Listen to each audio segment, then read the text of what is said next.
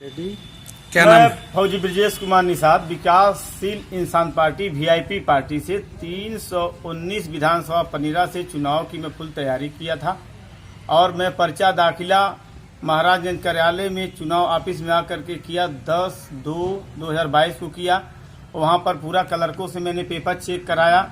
उन्होंने बोला कि पेपर आपका ठीक है। फिर भी मैं बोला सर मैं पहली बार चुनाव लड़ रहा हूं, कृपया करके मुझे चेक कर लिया जाए, कोई पेपर में कमी तो नहीं है। क्लर्कों ने स्टाफ ने 2 बार चेक किया और बताया कि पेपर आपका ठीक है और मुझे घर जाने के लिए बताया गया। फिर भी बोला एक बार पेपर चेक कर लीजिए सही है। बोला नहीं आपके पेपर सही है। चुनाव अधिकारी भी थे, पूरा ऑफिस स्टाफ है। मैं घर चला गया 10 को। 12 तारीख को मेरे फ़ोन पर बुलाया गया कि कुछ पेपर आपको साइन करना है जो छूट गया है। मैं 12 तारीख को महाराजगंज में आया ऑफिस में और मेरे 2-3 पेपर साइन कराया गया और मैं उनको साइन करके दे करके दोबारा घर चला गया। ऑफिस में आने पर मैंने उनसे पूछा सर और तो कोई कागज नहीं है, मेरा फार्म चेक कर लीजिए कि कहीं दोबारा कोई गलत न हो जाए, जैसे मेरा पर्चा खारिज न हो जाए। अधिकारी और क्लर्क ने बोला कि नहीं आपका पेपर जो है बिल्कुल सही है, इसमें कोई कमी नहीं है। मैं बोला सर बार बार आना बहुत दिक्कत है, एक बार चेक कर लिया जाए। बोलो कोई कमी नहीं है।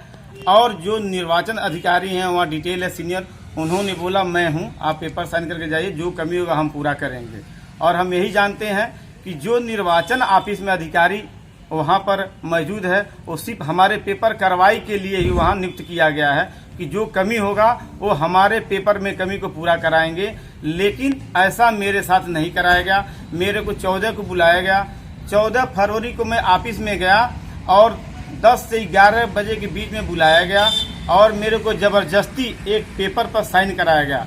उन्होंने बोला आप इसे लिखिए, देखा, साइन किया। मैंने बोला ऐसा क्या है, जब मेरे को साइन करा रहे हैं आप तो मुझे देखने दीजिए क्या लिखा है इसमें। कहा नहीं आप इसमें लिखिए कि देखा, साइन किया, आप साइन करेंगे उसके बाद मैं आपको बताऊंगा।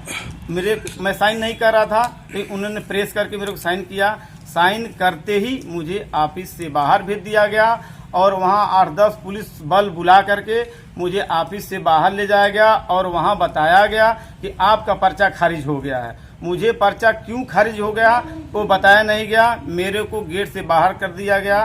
गेट से बाहर आने के बाद मैं अपने 2-3 प्रवक्ता को लेकर के ऑफिस में गया और फिर भी उन्होंने हमको टाइम देकर टरकाते रहे। उन्होंने रीजन नहीं बताया और बोला यहाँ पर कोई अधिकारी नहीं है अभी और आपका पेपर खारिज हो गया है, कुछ नहीं हो सकता है, आप 1 घंटे के बाद आइए। 1 घंटा, आधा घंटे, 1 घंटे, आधे घंटे करते करते इन्होंने 3:30 बजा दिया। फिर हम प्रवक्ता को लेकर के यहाँ से वकील साहब को लेकर के गए और वहाँ पर एक पूछा गया कि भाई कुछ तो बताइए हमको पेपर खारिज क्यों किया गया। उन्होंने फिर भी नहीं दिया। उन्होंने बोला कि पर्चा खारिज हो गया है, अभी कुछ नहीं होगा और आप यहाँ से जाइए, अब चुनाव नहीं लड़ सकते हैं, आपका पर्चा खारिज कर दिया गया है। और आपको इस पर्चा खारिज होने के कारण आप पनीरा की जनता को क्या बताना चाहते हैं?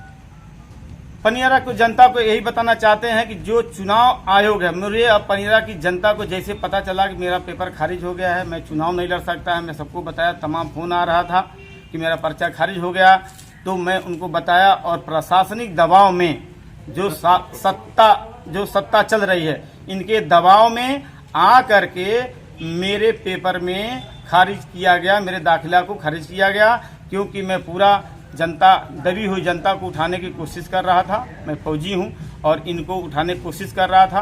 पनीरा में चुनाव जीतूंगा और आपको मैं उच्च लेवल पर काम करूंगा, जितना काम नहीं हो कराने की कोशिश करूंगा।